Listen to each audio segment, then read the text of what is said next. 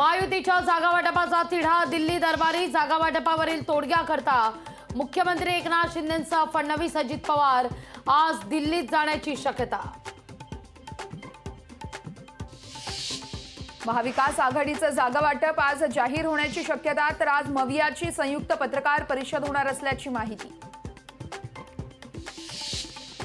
भाजप केंद्रीय निवडणूक समितीची दिल्लीत बैठक, उपमुख्यमंत्री देवेंद्र फडणवीस राहणार उपस्थित। बैठकीनंतर भाजपची यादी जाहीर होण्याची शक्यता।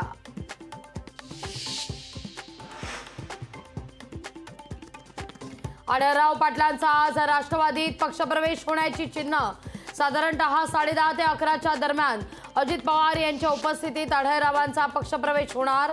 आढळरावांना शिरूरमधून लोकसभा उमेदवारी मिळण्याची शक्यता।